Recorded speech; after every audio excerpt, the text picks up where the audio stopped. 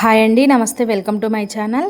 ఈరోజు మన ఛానల్లో సింపుల్గా, టేస్టీగా, అలాగే క్రిస్పీగా ఈవినింగ్ టైంలో ఇలా స్నాక్స్ చేయండి. చాలా టేస్టీగా ఉంటాయండి. రోడ్ సైడ్ బండి మీద అమ్మి పల్లీ పకోడీని సింపుల్గా ఎలా తయారు చేయాలో చూద్దాము. చాలా అంటే చాలా క్రిస్పీగా ఉంటాయి. తప్పకుండా ట్రై చేయండి. మరి ఈ రెసిపీ ఎలా తయారు చేయాలో చూద్దాం. వచ్చేసేయండి. ముందైతే ఒక మిక్సింగ్ బౌల్ తీసుకొని ఒక 2 కప్పుల వరకు పల్లీలను తీసుకోవాలి. ఇక్కడ నేనైతే కప్పు కొలతలతో చూపిస్తున్నాను. మీరు మీకు నచ్చిన విధంగా అయితే తీసుకోవచ్చండి. నేనైతే ఈ కప్పుతో ఒక 2 కప్పుల వరకు పల్లీలు తీసుకున్నాను. ఇప్పుడు ఈ బౌల్ని పక్కన పెట్టుకొని మరొక బౌల్ తీసుకోండి. మనం ఏ కప్పుతో పల్లీలు తీసుకున్నామో అదే కప్పుతో ఒక అరకప్పు వరకు శనగపిండి తీసుకోవాలి. అలాగే మనం చేసే ఈ పల్లీ పకోడీ బాగా క్రిస్పీగా రావాలంటే ఖచ్చితంగా పావు కప్పు వరకు బియ్యపిండి వేసుకోవాలి. అలాగే రుచికి సరిపడా సాల్ట్, పావు స్పూన్ వరకు పసుపు, 1 స్పూన్ వరకు కారం వేసుకోవాలి. కారం కొంచెం ఎక్కువే వేసుకోండి. ఈ పకోడీ అనేది కొంచెం కారంగా ఉంటేనే టేస్ట్ బాగుంటుంది.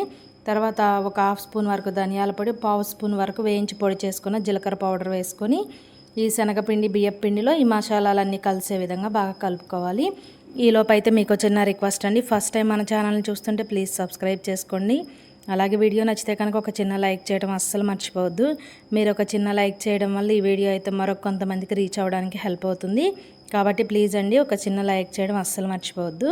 చూడండి, ఈ విధంగా పిండి అంతా బాగా కలిసిన తర్వాత ఇందులో కొద్దిగా వాటర్ పోసుకుంటూ పిండిని అయితే బాగా కలుపుకోవాలి. పిండిలో ఎక్కడా కూడా ఉండలు అనేవి ఉండకుండా బాగా కలుపుకోవాలి. నాకైతే మనం ఏ కప్పుతో పల్లీలు తీసుకున్నామో అదే కప్పుతో 1 కప్పున్నర వరకు అయితే నాకు నీళ్ళు అనేవి పట్టినాయండి. మీరు చూసుకొని వాటరు కొద్దిగా పోసుకుంటూ కలుపుకోవాలి. ఎక్కడా కూడా మనకి ఉండలు అనేవి ఉండకూడదు. ఎక్కడైనా ఉండలుగా ఉన్నాయంటే ఇలా గరిటెతో కొంచెం ప్రెస్ చేసుకున్నట్లు కలుపుకోండి. ఇప్పుడు ఇలా కలుపుకున్న తర్వాత ఇందులో ఉప్పు కారం అంతా కరెక్ట్గా సరిపోయిందో లేదో ఒకసారి చెక్ చేసుకోండి. సాల్ట్ కానీ కారం కానీ సరిపోలేదు అనుకుంటే ఇంకొంచెం వేసుకొని కలుపుకోవాలి. ఇప్పుడు మనం ముందుగా పల్లీలని బౌల్లో వేసి పెట్టుకున్నాం కదండి, ఆ బౌల్లోనే మనం కలిపి పెట్టుకున్న ఈ శనగపిండి మిశ్రమం వేసి బాగా కలుపుకోవాలి. ఈ పల్లీలకు అంతా కూడా పైన ఈ విధంగా కోట్ అయ్యే విధంగా బాగా కలుపుకోవాలి. చాలా అంటే చాలా సింపుల్గా చేసుకోవచ్చండి. ఈవినింగ్ టైంలో పిల్లలు ఏమైనా స్నాక్స్ చేయమని అడిగితే చక్కగా 10 నిమిషాల్లో ఇలా ఈ పల్లీ పకోడీ చేసి పెట్టండి. చాలా టేస్టీగా ఉంటాయండి. పల్లీలకు అంతా కూడా బాగా ఈ విధంగా కోట్ అవ్వాలి. ఇలా అయిన తర్వాత పక్కన పెట్టుకొని నేనైతే డీప్ ఫ్రైకి ముందుగానే ఆయిల్ పెట్టేశాను. ఆయిల్ కూడా బాగా హీట్ అయింది. ఆయిల్ బాగా హీట్ అయిన తర్వాత ఫ్లేమ్ని అయితే కనుక మీడియంలో పెట్టుకొని మనం కలుపుకున్న ఈ పల్లీలను అయితే కనుక ఈ విధంగా ఆయిల్లో వేసుకోవాలండి. వేసిన వెంటనే గరిటె పెట్టకుండా వాటంతటా అవి పైకి తేలి వచ్చిన తర్వాత అప్పుడు వీటిని బాగా గోల్డెన్ బ్రౌన్ కలర్ వచ్చేంత వరకు ఫ్రై చేసుకోవాలి. ముందు ఒకదానికొకటి అంటుకున్నట్టుంటాయి, కానీ ఫ్రై అయిన తర్వాత చక్కగా విడిపోతాయండి. వీటిని లో ఫ్లేమ్లో పెట్టుకొని చక్కగా ఫ్రై చేసుకున్నామంటే మనకు పల్లీలు లోపల పప్పు వరకు కూడా చక్కగా ఫ్రై అవుతుంది. స్నాక్స్ అనేవి మంచి క్రిస్పీగా ఉంటాయండి.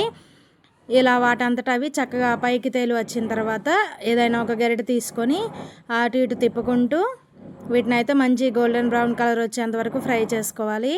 చూడండి, ఈ విధంగా మంచి గోల్డెన్ బ్రౌన్ కలర్ వచ్చిన తర్వాత వీటిని అయితే కనుక ఆయిల్లో నుంచి తీసి ఒక బౌల్లో అయితే వేసుకుందాము.